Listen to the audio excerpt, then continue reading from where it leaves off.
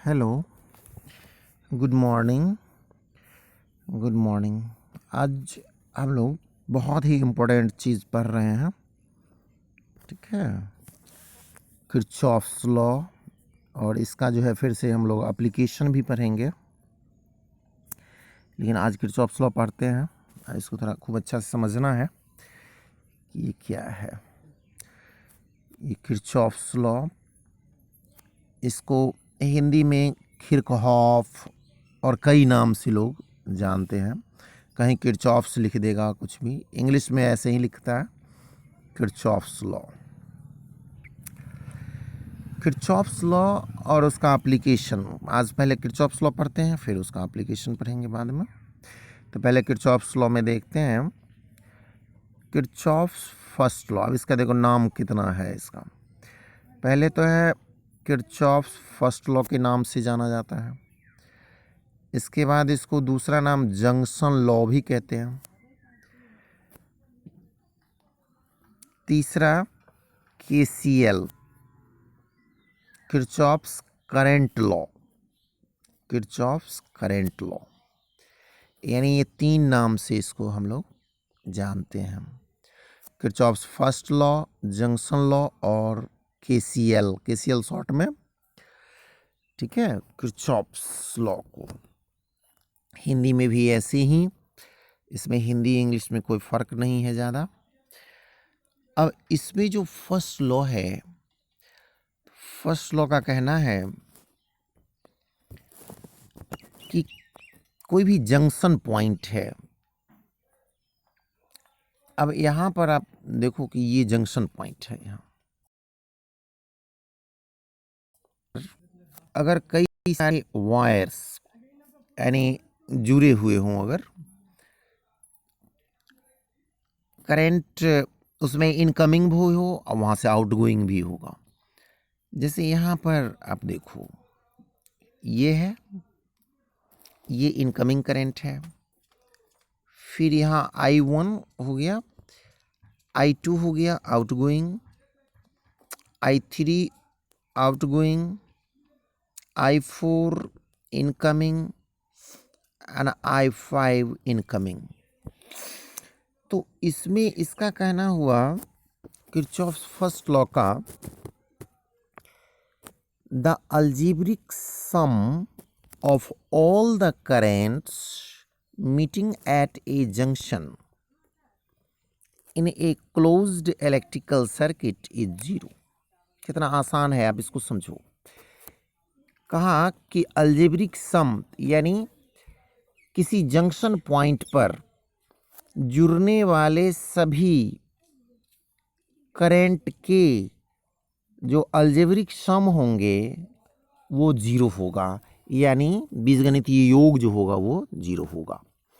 मतलब अगर बहुत सारा करंट, अगर धारा एक पॉइंट पर, किसी जंक्शन पॉइंट पर जुड़ रहा है, तो उसका जो बीजगणितीय योगफल होगा यानी कि अलजेब्रिक सम होगा, वो क्या होगा? जीरो होगा। एकदम simple.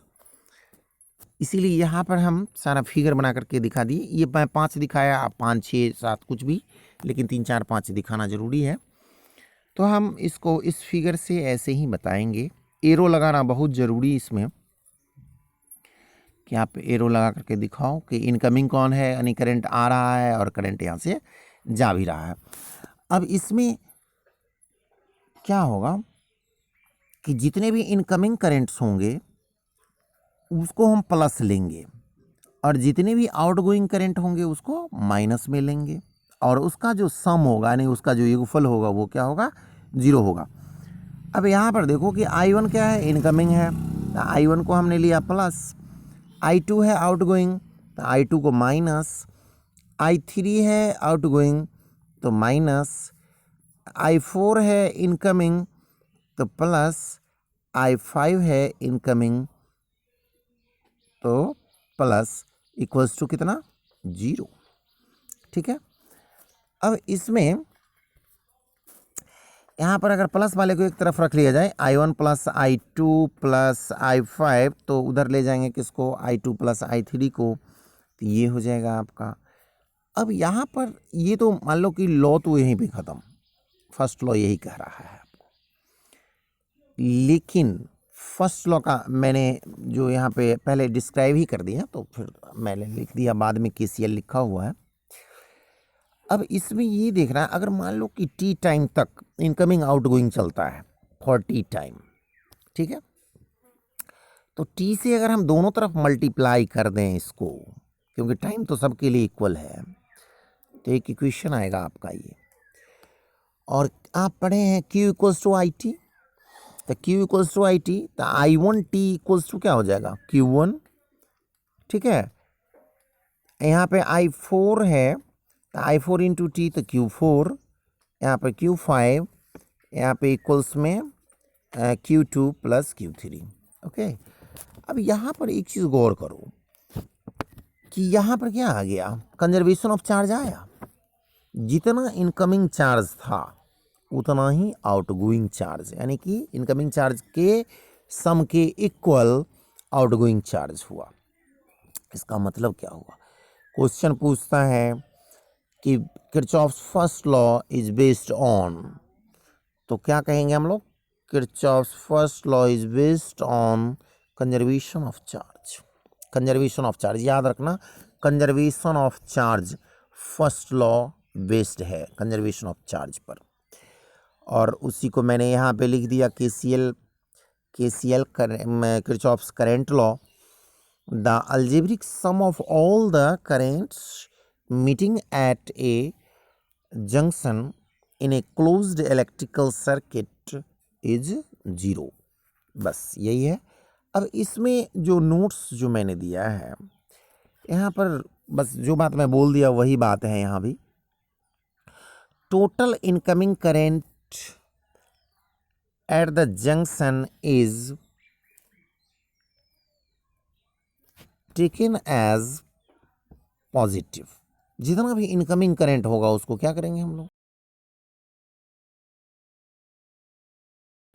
And the total outgoing current from the junction is taken as negative, simply, ठीक है। तो अब जो है इसका हम एक एग्जाम्पल देखेंगे लेकर के। अब इसका एग्जाम्पल देखो, एग्जाम्पल क्या है। एग्जाम्पल में है कि यहाँ पे एक नेटवर्क दिया गया है, ठीक है, find current I in the circuit, ये आपको कह रहा है फाइंड करने के लिए। अब यहाँ पर देखो 2 एम्पियर इनकमिंग करंट है, 3 एम्पियर इनकमिंग करंट है, और यहाँ पे वायर एक सिंगल वायर हो गया। फिर यहाँ से 3 नेटवर्क में बट गया, जिसमें एक 1 एम्पियर, 1.4 एम्पियर, और इसमें थर्ड में जो है I करंट है। अब आपको पूछ रहा है कि इसमें फाइंड I बताओ कितना होगा। तो यहाँ पे जो हम लॉ लागू करेंगे अकॉर्डिंग टू KCL, अभी मैंने बताया आपको कि जो इनकमिंग करंट होगा वो प्लस लेंगे, जो आउटगोइंग होगा माइनस लेंगे। तो इनकमिंग में आपको कितना है, 2 एम्पियर 3 एम्पियर, तो 2 एम्पियर 3 एम्पियर प्लस, इधर 1 एम्पियर 1.4 एम्पियर आउटगोइंग है तो माइनस, और फिर I भी आउटगोइंग है तो यहाँ minus. I equals to formula मतलब क्या कर रहा है वो 0 होगा, अलजेब्रिक सम इसका हो गया।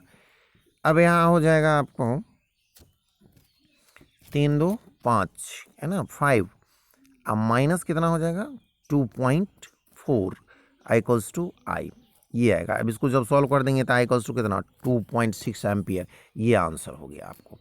तो इसका ख्याल रखना जरूरी है, बहुत सिंपल रहता है, कोई दिक्कत नहीं इसमें। किरचॉफ सेकेंड लॉ, अब किरचॉफ सेकेंड लॉ में भी, अब इसको भी कई नाम से जानते हैं, Kirchhoff second law, mesh law, loop law, Kirchhoff's voltage law, ठीक है, और शॉर्ट में इसको KVL, किरचॉफ्स वोल्टेज लॉ कहते हैं, ठीक है। अब किरचॉफ्स वोल्टेज लॉ में क्या कह रहा है, किरचॉफ्स वोल्टेज लॉ में it states that the algebraic sum of the potential difference across all the elements and EMFs of all sources in any closed electrical circuit is 0। अब इसको जो है आसान भाषा में समझो कि क्या कहा इसने। इसने कहा कि algebraic sum of the potential difference across all elements, यानी कि कोई अगर क्लोज सर्किट है उसमें जितने भी जो है पोटेंशियल डिफरेंस होगा, यानी कि रेसिस्टेंस लगा हुआ है, करंट फ्लो करेगा, पोटेंशियल डिफरेंस डेवलप होगा, तो जितना पोटेंशियल डेवलप करेगा पोटेंशियल डिफरेंस वो, और जितने सोर्स लगे हुए हैं यानी कि सेल लगा हुआ है तो उसका ईएमएफ होगा, उन दोनों का जो सम होगा अलजेब्रिक सम यानी कि बीजगणितीय योगफल, वो क्या होगा? 0 होगा। एकदम सिंपल। जितना भी पोटेंशियल डिफरेंस और जितना भी ईएमएफ क्लोज सर्किट में लगा हुआ है उसका जो अलजेब्रिक सम होगा वो क्या होगा? 0 होगा। ये सेकेंड लॉ का कहना है। इसीलिए यहाँ पे हमने लिखा है समेशन ऑफ ई यानी कि ईएमएफ प्लस समेशन ऑफ भी इक्वल्स टू 0। यही है आपका। अब इसमें लेकिन एक चीज़ बहुत ज़रूरी समझना है न्यूमेरिकल बनाने के लिए कि सर्किट दे करके पूछता है, उसमें से करंट वोल्टेज वगैरह सब पूछता रहेगा। साइन कन्वेंशन इसका समझना है। साइन कन्वेंशन क्या है? एक जी बड़ा गौर से देखो, यहाँ पर एक रेसिस्टेंस दिया हुआ है ए बी, ठीक है, ए बी रेसिस्टेंस दिया हुआ है, करंट का फ्लो ऐसे है ए टू बी। अब आप यहाँ पे ध्यान दो कि इसको समझने के लिए क्या कर रहा है। यहाँ पे मैंने एक क्लॉकवाइज डायरेक्शन दिखाया है, क्लॉकवाइज। आप कहीं भी सर्किट रहेगा तो इस बात को याद रखना कि ऐसे ही क्लॉकवाइज बनाना है पहले फिगर, क्लॉकवाइज एंटी क्लॉकवाइज, जैसे करंट फ्लो कर रहा है। अगर क्लॉकवाइज है तो हम वहाँ पर जो पोटेंशियल डिफरेंस लेंगे वो माइनस लेंगे, एकदम याद रखना है। जैसे ही क्लॉकवाइज करंट है तो हम माइनस में लेंगे। इसीलिए यहाँ पर हम del V equals to minus I R लिखा है। भी इक्वल्स टू आई आर होता है माइनस आई आर। तो जैसे ही क्लॉकवाइज करंट होगा तो हम माइनस लेंगे। आज जैसे ही यहाँ पर आगे देखो, फिर यहाँ पर क्या है, यहाँ पर एंटी क्लॉकवाइज है करंट, हम ऐसे ले लेंगे हैं, ऐसे इधर इस डायरेक्शन में है तो एंटी क्लॉकवाइज है। तो जैसे ही एंटी क्लॉकवाइज करंट होगा, ठीक है, तो एंटी क्लॉकवाइज करंट होगा तो वहाँ पर हम प्लस में लेंगे। क्लॉकवाइज एंटी क्लॉकवाइज, ठीक है, एंटी क्लॉकवाइज। एक तो ऊपर में हम ऐसे दिखा दिए, यहाँ पे आप अगर बनाओगे तो आपको लग रहा होगा कि भाई क्या हो गया यहाँ पर। एक सेकेंड,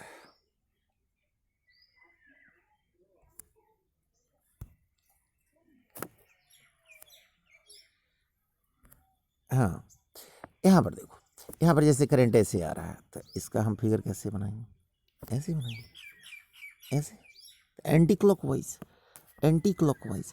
यहाँ पर ऐसे जा रहा था करंट तो यहाँ पे बना लिया, ये हो गया क्लॉकवाइज। तो जैसे ही क्लॉकवाइज होगा तो पोटेंशियल डिफरेंस माइनस में, एंटी क्लॉकवाइज होगा तो प्लस में लेंगे, ठीक है। अब है कि अगर उसमें सेल लगा हुआ है तो सेल लगा हुआ है तो सेल में आपको वो फिगर क्लॉकवाइज एंटी क्लॉकवाइज नहीं करना है। उसमें आपको क्या करना है कि जिधर से भी आप करंट ले रहे हो, चाहे जैसे भी आप चल रहे हो, क्लॉकवाइज चल रहे हो एंटी क्लॉकवाइज चल रहे हो, अब लेकिन ध्यान देना कि अगर हम माइनस से प्लस पे जा रहे हैं, यहाँ पे ध्यान दो, यहाँ पे टर्मिनल है, निगेटिव टर्मिनल है, यहाँ पे पॉजिटिव टर्मिनल है, तो जैसे हम निगेटिव टू पॉजिटिव आ रहे हैं तो हम लेंगे पॉजिटिव, और अगर पॉजिटिव टू नेगेटिव आ रहे हैं तो हम लेंगे नेगेटिव। बस सिंपल है एकदम। पॉजिटिव टू नेगेटिव आ रहे हैं तो हम लेंगे नेगेटिव। फाइनली हम कहाँ पहुँच रहे हैं ये देखना है कि अगर पॉजिटिव से नेगेटिव पर पहुँच रहे हैं तो हम नेगेटिव लेंगे, या नेगेटिव से पॉजिटिव पर पहुँच रहे हैं तो हम पॉजिटिव लेंगे। बस सिंपल सा लॉ है न्यूमेरिकल बनाने के लिए। इसमें बस ये टेक्निक याद है तो न्यूमेरिकल बहुत आसानी से बनेगा इसका, सर्किट का। अब यहाँ पर क्या है कि loop law is based on, loop law is based on the law of conservation of energy. Loop law किस पे बेस्ड है? कंजर्वेशन ऑफ एनर्जी पर। पहला लॉ किस पर बेस्ड था? कंजर्वेशन ऑफ चार्ज पर। लूप लॉ या सेकेंड लॉ किस पे बेस्ड है? कंजर्वेशन ऑफ एनर्जी पर। तो बस इस बात को याद रखिएगा आप। और चलिए हम नेक्स्ट में पेज में एक इलस्ट्रेशन, एक एग्जाम्पल लेकर के देखते हैं इसका कि कैसे बनेगा ये, ठीक है।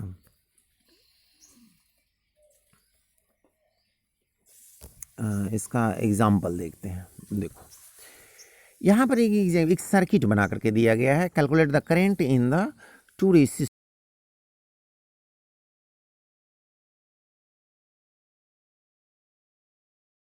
है। एक सोर्स है 3 वोल्ट का, यहाँ पे एक सोर्स है 1.5 वोल्ट का, और इसमें रेसिस्टेंस लगा हुआ है जिससे 2 एम्पियर का 2 ओम का रेसिस्टेंस है जिससे I1 करंट फ्लो कर रहा है, और 3 ओम का रेसिस्टेंस जिससे I2 करंट फ्लो कर रहा है। अब इसको समझना है कि हमको कैलकुलेट करना है, इसमें I बताना है, I1 I2 का वैल्यू क्या होगा। आप देखो इसमें जो करंट का जो डायरेक्शन दिखाया गया है, करंट का डायरेक्शन ये है डायरेक्शन। अब करंट का डायरेक्शन ये है, और इसके बाद अब देखो तो इसका मतलब क्या हुआ। इसका मतलब है कि हम एक फिगर लेंगे, हमने बताया था कि आप क्लॉकवाइज एंटी क्लॉकवाइज कुछ बनाओ, तो हम ले रहे हैं, तो ये क्या हो गया, क्लॉकवाइज हो गया। अब क्लॉकवाइज हो गया, ध्यान देना एकदम, क्लॉकवाइज है तो करंट जो है क्लॉकवाइज है, हम क्या करेंगे, नेगेटिव लेंगे, बिल्कुल नेगेटिव लेंगे। तो इसमें जो पोटेंशियल डिफरेंस कितना होगा, तो V equals to I R, तो 2I1, देखो यहाँ पे 2I1 माइनस में लिया गया। यहाँ पर देखो कि यहाँ पर सोर्स लगा हुआ है, हम आगे A से B आ गए, अब B से C जा रहे हैं, तो प्लस से माइनस पर जा रहे हैं, तो यहाँ पर फाइनल हम क्या लेंगे, माइनस लेंगे, यानी कि -1.5, क्योंकि वोल्ट है ही ये, तो इसीलिए 1.5। अब इसमें फिर इसमें जा रहे हैं फिर कितना, तो इसमें भी वही बात होगा, माइनस में ही, क्योंकि यहाँ भी करंट जो है क्या है, क्लॉकवाइज ही है, तो 3I2 हो जाएगा। अब प्लस यहाँ पर देखो माइनस से प्लस पे, फाइनली हम D2A का क्या जा रहे हैं, तो प्लस पे, इसलिए +3 हो जाएगा, यानी, और फॉर्मूला क्या कर रहा है कि टोटल अलजेब्रिक सम क्या होगा, 0 होगा। अब आपका इक्वेशन आ गया, अब इसको सॉल्व कर लो, तो -2I1 -3I2 अब प्लस 3 वोल्ट से 1.5 वोल्ट घटा देंगे तो +1.5 आ जाएगा, ठीक है। अब इसमें जो थोड़ा पक्षांतरित कर लेंगे, हम साइड चेंज कर लेंगे, तो क्या हो जाएगा, साइड चेंज कर लेंगे तो 2I1 + 3I2 equals to 1.5, equation first आ गया आपका। अब इसके बाद क्या है, यहाँ पर आप गौर करो कि ये रेसिस्टेंस और ये रेसिस्टेंस जो है वो क्या है, सीरीज है, ठीक है। ऐसे A to B, B to C, C to D, D to A, ये सीरीज कॉम्बिनेशन में है, तो सीरीज कॉम्बिनेशन में है, इसका मतलब क्या हुआ, 2 ohm and 3 ohm are in series, इसका मतलब होगा करंट कॉमन होगा, सेम करंट होगा, यानी कि I1 equals to I2 equals to क्या हो जाएगा, I, यानी कि सिंगल एक। अब from equation first and second से क्या ले लेंगे हम, तो यहाँ पर I1 I2 की जगह पर क्या लिख देंगे, 2I + 3I इक्वल्स टू 1.5, तो 3 to 5 हो गया, 5I इक्वल्स टू 1.5। अब इसको जो है आप सॉल्व कर दो, तो I इक्वल्स टू क्या हो गया, I इक्वल्स टू आपका 1.5/5, इसको जब सॉल्व करेंगे तो कितना आ जाएगा, 0.3, तो 0.3 एम्पियर, यानी कि यही जो है हमारा आंसर हो गया। तो I1 equals to I2 equals to 0.3 ampere, ठीक है। बस आज इतना ही, ठीक है। इसके बाद जो है आप इसको लिख लीजिएगा, फिर कल हम एप्लीकेशन डालेंगे, आप पढ़ लीजिएगा इसको। Okay, thank you.